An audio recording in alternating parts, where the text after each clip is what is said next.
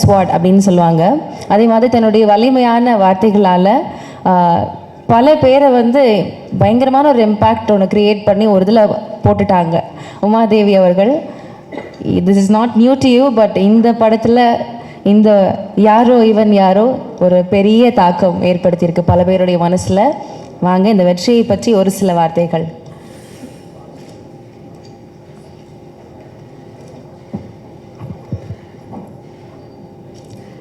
பத்திரிகை ஊடக நண்பர்களுக்கும், அவையில் இருக்கக்கூடிய ஆளுமைகளுக்கும், திரை விமர்சகர்களுக்கும் அத்தனை பேருக்கும் வணக்கம்.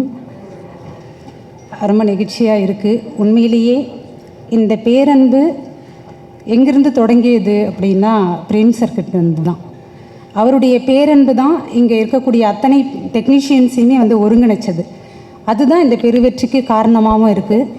மிகப்பெரிய நன்றி சார் உங்களுக்கு. படத்தில் 2 பாடல்கள், அந்த 2 பாடல்களுமே எனக்கு ரொம்ப நெருக்கமான பாடல்கள், என் உணர்வுக்கும் என் வாழ்வுக்கும் நெருக்கமான பாடல்கள். அந்த 2 பாடல்களையும் ஊடகம் வந்து இன்றைக்கி நிறைய நேர்காணல்கள் நான் கொடுத்துருக்கேன். இந்த 2 பாடல்களை குறிப்பிட்டு என்னுடைய எமோஷ்னலோடு நான் அதை வெளிப்படுத்தியிருக்கிறேன். மிகப்பெரிய நன்றி சார். கூடுதலாக என்னுடைய வழிகளுக்கும் பெரும் மருந்தாக வந்து பிரேம் சார் வந்துட்டு கமல் சார் வந்து அதில் ஒருங்கிணைச்சிருக்கிறது தான் எனக்கு மிகப்பெரிய ஆறுதல்.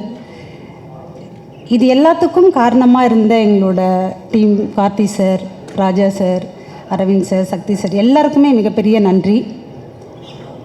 தொடர்ந்து உங்களுடைய நீங்கள் கொண்டு போய் சேர்க்கறது தான் எங்களை இயங்க வச்சிட்ருக்கிறது. கலித்தொகையில் ஒரு வரி வரும், அன்பெனப்படுவது தன் கிளை செராமை அப்படின்னு சொல்லுவாங்க. தன்னை நாடி வரக்கூடியவர்களை, தன்னை சூழ்ந்து இருக்கக்கூடியவர்களை, தங்களை நம்பி இருக்கக்கூடியவர்களை விட்டுவிடாமல் இருப்பது தான் அன்பு அப்படின்றது.